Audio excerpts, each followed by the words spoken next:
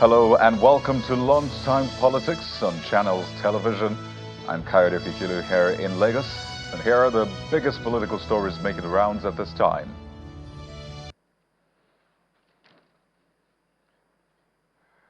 On the second anniversary of his administration, President Bola Tinubu acknowledges the difficulties his policies have brought, says his government does not take the people's patience for granted.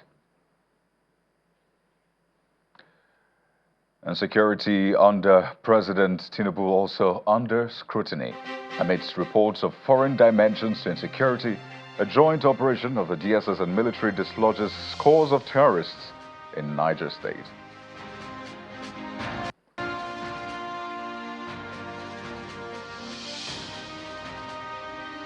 And on what is meant to be his second anniversary, suspended River State Governor Siminalayi Fubara calls on those still carrying the weight of the recent political struggles to turn the page, come together, and focus on progress and unity.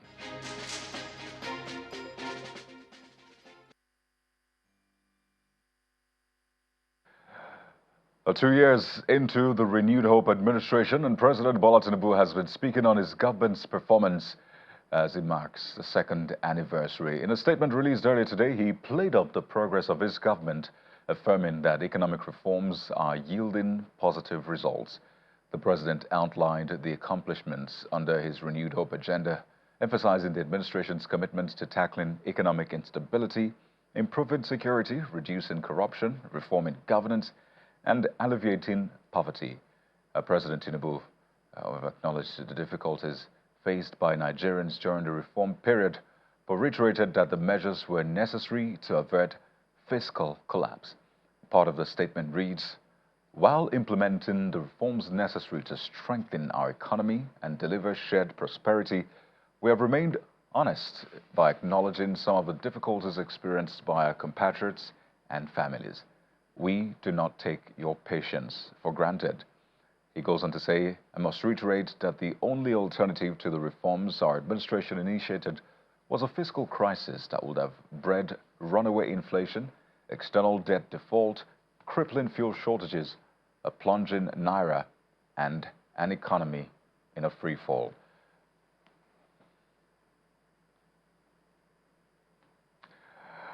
Well, the president also spoke about security and some of the other policies of his government, which will be, of course, breaking down on the program. But let's talk about electoral reforms as the nation prepares for the coming elections, both the off-cycle elections and the big one in 2027, in a passionate push to promote electoral inclusion and participation of persons with disabilities ahead of the November 8th governorship election, this time in Anambra State.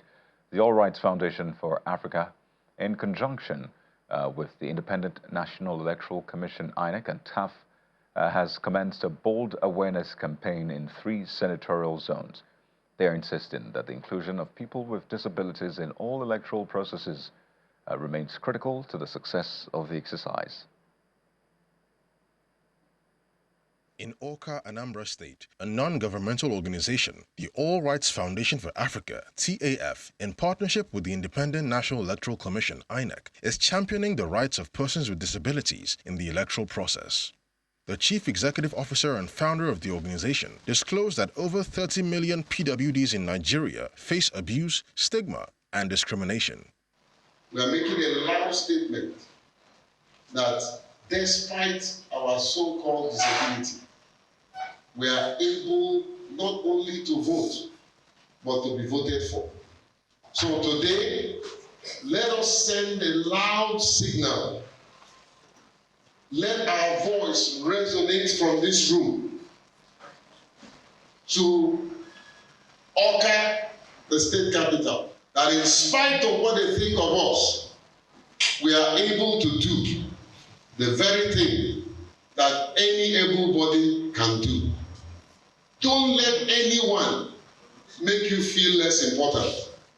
While the resident electoral commissioner gives assurances that adequate arrangements have been made for the full participation of PWDs in the electoral process. When I came, that department was not really functional in Anambra State. I did not just put somebody there, I put a woman, a mother. Mothers understand the pains of the people, the agonies of the people.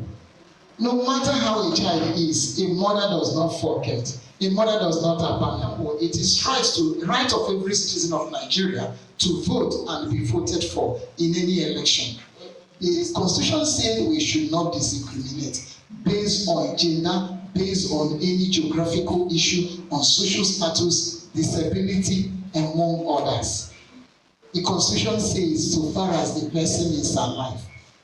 If it's necessary, carry the voting material to the person, let the person vote. If it's necessary, let another person carry the person to the voting point, let the person vote. That's what the Constitution says. Participants from the Joint National Association of Persons with Disabilities, civil society groups, the media, and electoral officials share experiences and propose solutions to enhance their participation. The first challenge that I encounters is the ward, the place that I'm voting. Okay, it's too crowded, too noisy, and to be honest with you, I find it so difficult to vote because the INEC people over there, they don't regard our presence. Means of getting there, one, then providing somebody that can be attending to us personally, if it is personal to us, physical challenge people. So that person will have the urge and can relate to us easily. This bold advocacy program took place across the 3 senatorial zones of Anambra State ahead of the November 8 governorship election. Well, let's tell you that the suspended River State Governor, Siminalayi Fubara, marked his second year in office with a heartfelt address to the people of the state, expressing gratitude for their unwavering support and reaffirming his commitment to peace, reconciliation, and inclusive governance. In a statement to mark the anniversary of his May the 29th, 2023 swearing-in, Mr. Fubara described the occasion as a moment for sober reflection and renewed determination. Governor Fubara declared that the people's backing has given him the courage to continue pursuing unity and healing amid ongoing political turbulence. In his words, "Your support has emboldened me to press on and not to retreat, but to work harder to foster peace, reconciliation, and forgiveness." Acknowledging the political challenges that have characterized his tenure, he noted that while progress may have been slowed at times, his administration remains committed to its mandate.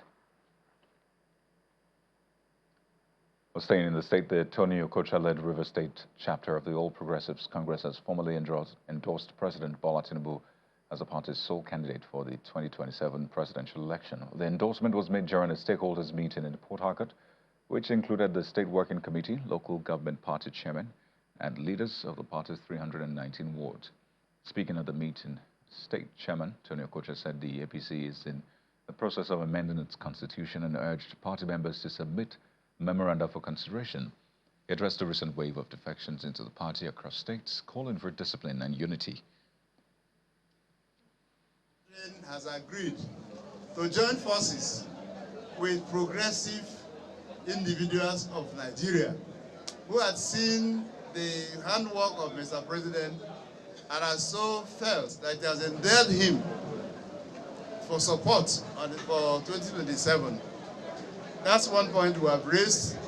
We have also raised the point that they are all going to, in their large numbers, also mobilize for the party, mobilize for Mr. President, and mobilize for this state going forward. We have a renewed hope family, and that renewed hope family is amphibious. That family is amphibious. We have the APC, we have the PDP, we have those who are not aligned. They are all in agreement that Mr. President should be given another opportunity because in this case he passed the exam. So let us allow him to go back. We'll switch gears now to security, which, of course, one of the major promises of a Tinubu government. Well, former Director General of the Army Public Relations and spokesman for the Nigerian Army, retired Brigadier General Sani Usman, has described the activities of foreign terrorists in Nigeria as driven largely by economic interests. He further posited that individuals sharing similar extremist ideologies contribute to the proliferation of terrorism alongside the influence of conspiracy theories. He emphasized the critical need for governmental efforts to unite the nation as a prerequisite for effectively winning the fight against terrorism. He was speaking on our breakfast program, The Morning Brief. Whenever there is problem, there are people that, despite the fact that it brings suffering, death, and destruction, to some people it is just a business opportunity. So people benefit from it.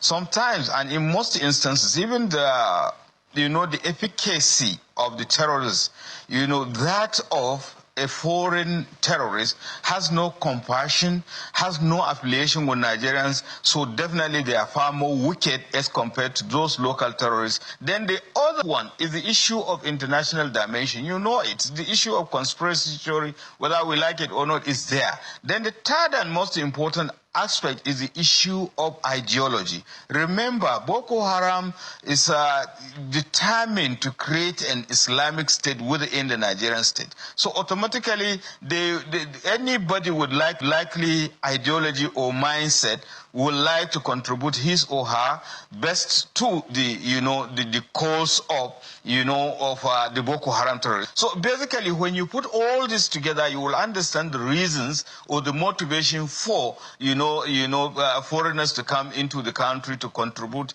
in any way they can to the stabilization of this country. And remember again, one other and the most saddest aspect of it is the fact that Nigerians are working at cross purposes with each other. And we are calling on those in the position of authority, you don't fight a battle of this nature with a divided house. When it comes to issue of security, right, everybody ought to be on the same page. And speaking of collaboration, a joint operation by operatives of the Department of State Services, DSS, and the military in Niger State has resulted in the dislodging of scores of heavily armed bandits believed to be loyal to terrorist kingpins Dogogide and Lei. A security source disclosed that the operation began on Tuesday when the terrorists stormed Chibani village in Munya local government area of the state, where they reportedly killed one Ayuba Isa and left two other persons, one policeman and one Alhaji Shaibu, with gunshot wounds. The source disclosed that on Wednesday, the 28th of May, that's yesterday, the bandits said to be numbering over 200, brandishing sophisticated weapons, stormed a security base in Kuchi, a town also in Munya local government area, which led to a fierce gun battle that resulted in the neutralizing of scores of the bandits, with many others fleeing with various degrees of injuries. Another security source claimed seeing large herds of cattle believed to have been rustled crossing the Kusasu River in Galadima Kogo district in Shiroro local government area, advancing towards a place believed to be their hideout in Borosidna Kwaki axis in the same Shiroro.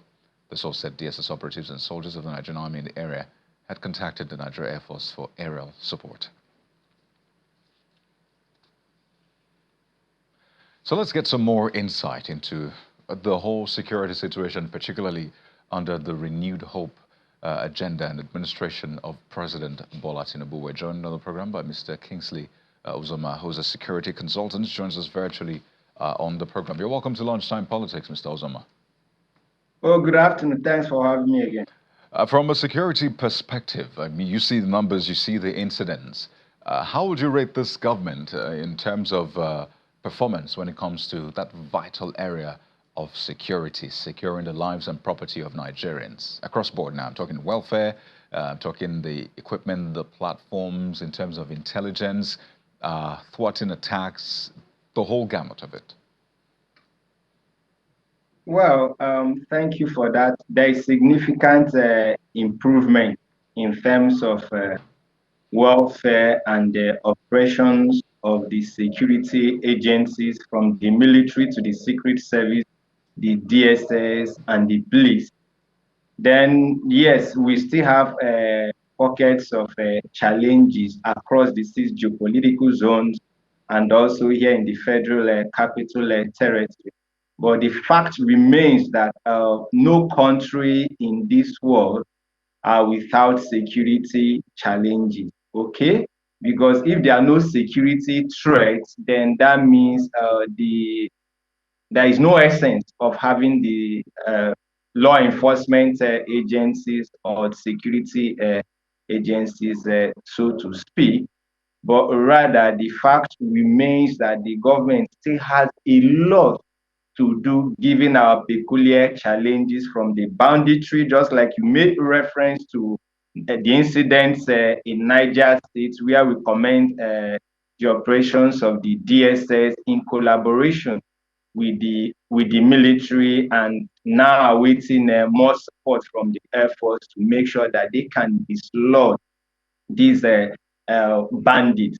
The fact that these operations at hand was or is being spearheaded by the DSS goes to say that they are now living up to their responsibility in terms of intelligence gathering, boys, and also actionable intelligence.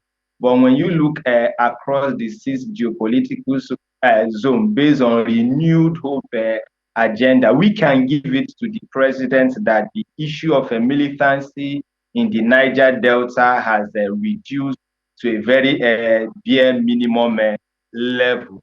Then issue of kidnapping, a few months ago, years back, especially in Kogi State, Kogi State became a very hot zone for travelers in terms of kidnapping, and covert operations in that area have shown, also demonstrated from the piece that yes, the security agencies have stepped up their games in reacting to these criminal activities. Then across the south and northwest geopolitical zone, where the bandits seems to reign supreme, in addition to Niger State that shares border with Benin Republic in the north central. You also see that the activities of marauding herdsmen and infiltrating bandits are being checkmated. But the question is, or more, or what we expect the security agencies to do, especially the DSS, the Defense Intelligence Agency, the NIA, and the police FID and the FIB, is to make sure that we not only react to their operations, but rather activating their intelligence antenna to make sure that they don't infiltrate into our territorial borders in the first place, and also checkmate internally, because most information and why it seems that at times these bandits do have some degree of upper hand vis-a-vis the military is because of a leak of intelligence or sabotage. Well, in the president's statement, he made reference to security as well. I think he dedicated about 4 paragraphs to security. Of course, paid homage to those serving in the security sector, ensuring that lives are protected, the men and women of the various forces. He absolutely paid homage to them.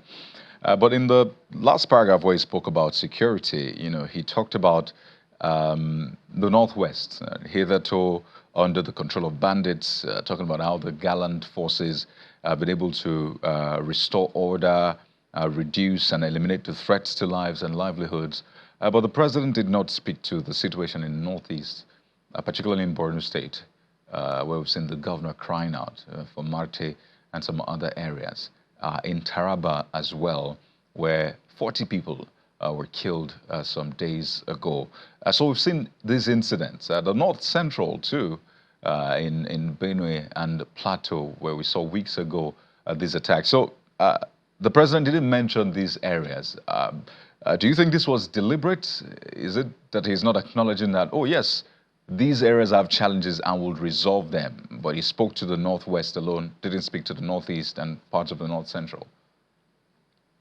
Okay, I think on a scale of based on the intelligence feeds and the security briefings that the president gets from the heads of security and what have you, he needs to put them in a scale. So from the scale, there seems to be, from intelligence reports, more heat or confrontation from the north west and the north central. Wherefore you made reference to Benue State, Plateau State, and Niger State. So the focus of security agencies has been to curtail the activities, the influx of these bandits, okay? Because if you check, the Northwest are infiltrated by bandits, while the Southwest, North Central, that's Niger precisely, recently has another form of terrorist organization that focused into it to infiltrate it.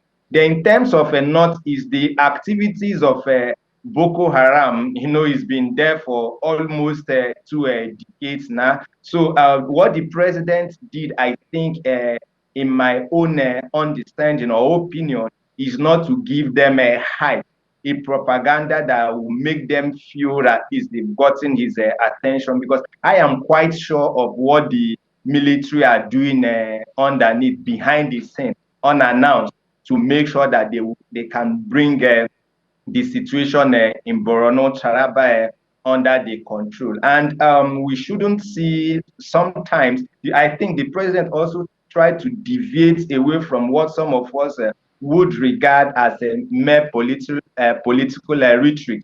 Okay, the governor of Borno State cried out, and the security network swinged into action, cutting fuel supplies to the terrorist network, among other things. And a lot of activities are in place to checkmate them. But the issue of a porous border, because I've done a couple of works within that region, is still at play at a larger extent. So I think, and my advice is that the president needs to do more, less of the mere political statements, and give the security agents mandate with timeline. Okay, if they don't meet this timeline in bringing this situation under control, they don't need to be there. Because, and funny enough, just recently, maybe at the build-up of today, May 29, if you are looking at political situation across the nation, you might think that the president has spent like 3 years or more. But just 2 years, just what commentators are saying, if he can pay more attention on security as against maybe his followers or supporters speaking more of second-term agenda, that can help to boost the morale of the security agencies to know their mandate, align with it, and make sure we have a secured nation. With that, the president has automatic tickets for a second term if he so wish to contest. But having them where we have more of security issues that need to be controlled, and leaders across the geopolitical zone and federating units seem to be focused more on endorsing the president for a second term, I think is deviating from the security and the other economic security and social security that we need to focus on, to make sure that we can have a secured nation that is in line with the renewed hope agenda.